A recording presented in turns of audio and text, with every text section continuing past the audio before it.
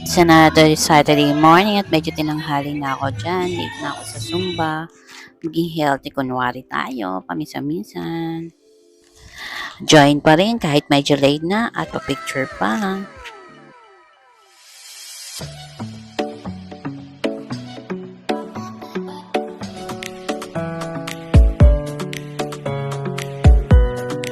A few hours later.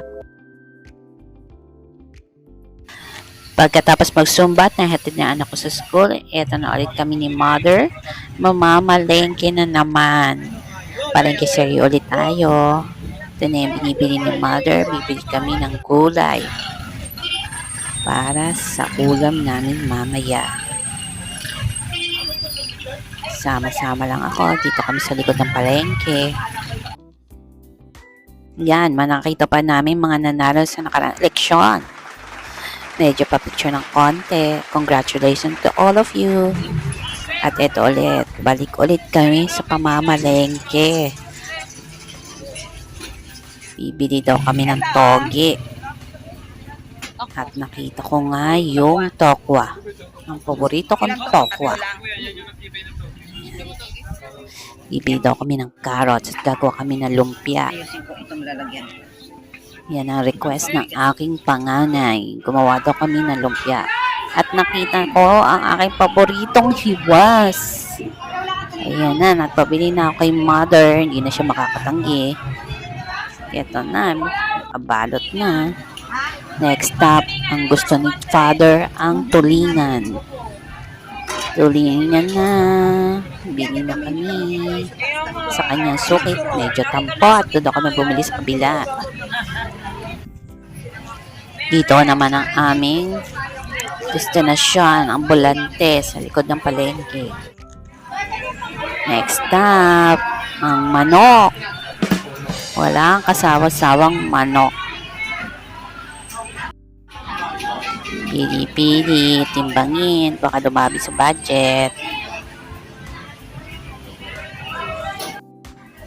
At next stop, sa suki naman yung karne.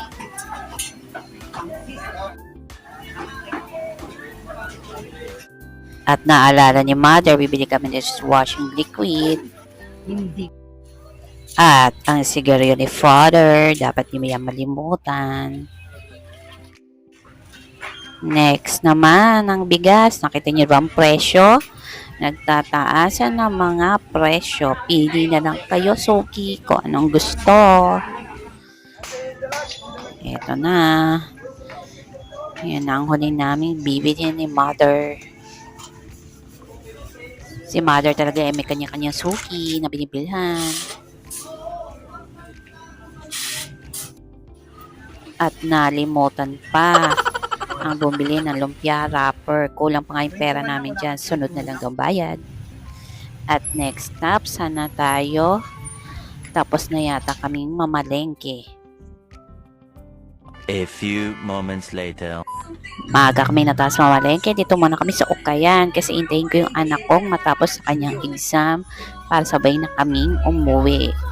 At pagkatapos nun, nagutom. Ayan na. Kumain mo tayong tusok-tusok.